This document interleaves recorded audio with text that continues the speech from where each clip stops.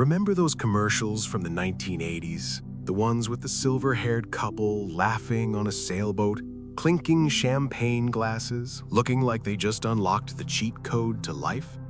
They sold us a pretty picture. They told us that if we worked hard, followed the rules, and dutifully stuffed cash into our 401ks, that one day, that sailboat would be ours. But fast forward to 2024, and the sailboat is gone. It has been replaced by a 70-year-old greeter at Walmart, wearing a blue vest, forcing a smile while standing on swollen ankles for minimum wage. We call this retirement, but let's be honest, it is barely survival. Here is the part they do not tell you in the brochures. The very concept of a safe, secure retirement was not the default setting of human history.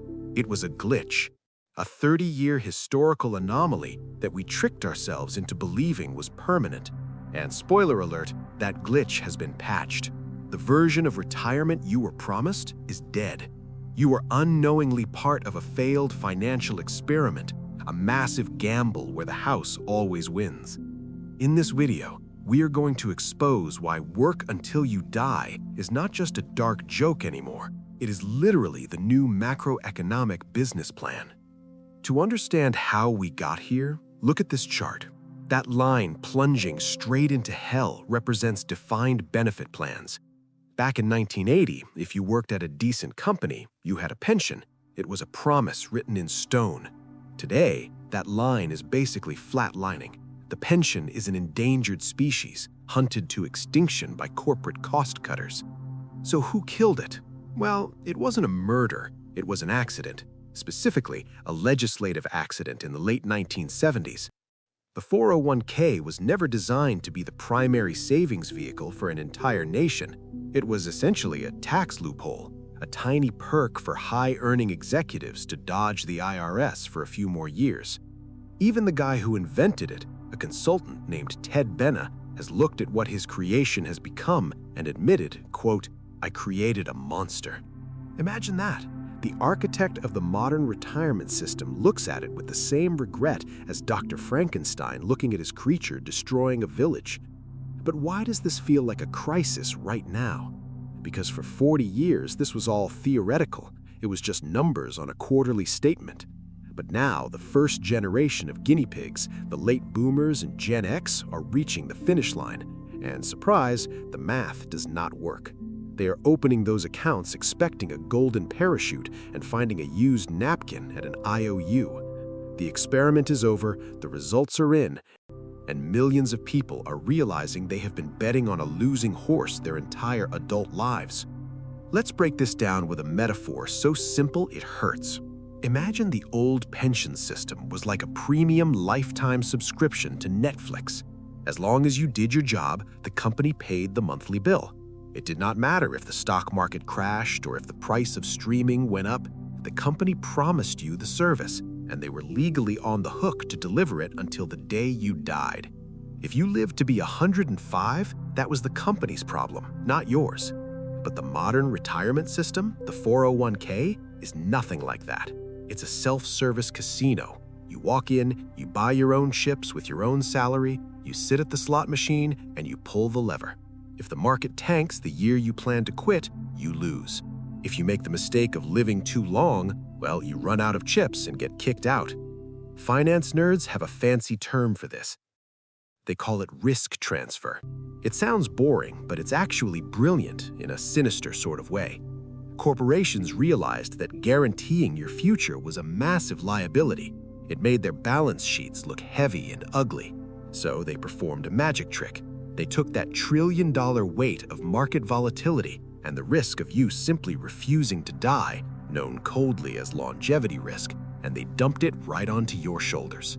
They handed the financial controls to teachers, nurses, and truck drivers, people who are busy actually working for a living, and said, "Good luck beating the supercomputers on Wall Street." They did not give you financial freedom. They just gave you all the risk they were too scared to carry themselves. They love to blame demographics. They say, oh, people are just living too long, the math does not work because there are too many gray hairs. That is a convenient lie. The real villain here is not your longevity, It is financialization. Somewhere in a boardroom in the 80s, a CFO realized that a pension fund looks like a giant, ugly liability on the balance sheet. It scares away investors. But if you slash that pension, suddenly profits jump, stock prices soar, and coincidentally, the CEO's performance bonus gets a massive multiplier. They gutted your future to juice their quarterly earnings, plain and simple. Now, I hear the finance bros typing in the comments right now. But wait, 401ks give me freedom. I can be the master of my own destiny. Calm down, Wolf of Wall Street. That freedom is an illusion. You are not really free. You are just forced to participate. The entire system creates a mandatory funnel that forces your paycheck directly into the maw of Wall Street asset managers. Think about it. These funds take their management fees whether the market goes up, down, or circles the drain. They get paid to play. You only get paid if you win. The system was never designed to sustain you. It was designed to sustain them. And let's talk about the sheer audacity of the expectation. Society expects you to work a full-time job, raise a family, keep your sanity, and on top of all that, be a part-time hedge fund manager capable of navigating complex global markets. Because clearly, after a 10-hour shift and fighting traffic, the first thing you want to do is analyze bond yields and asset allocation strategies so you do not starve at 80. It is not just unrealistic, it's cruel. We have taken the safety of an entire generation and betted on the idea that average people can outsmart supercomputers. Spoiler alert, they cannot. So, where does that leave us? Let's look at the scoreboard, and fair warning, it's a bloodbath. If you check the median retirement savings account for people inching closer to 60, it is not the millions that financial gurus tell you you need. It's usually sitting somewhere in the low 5 figures.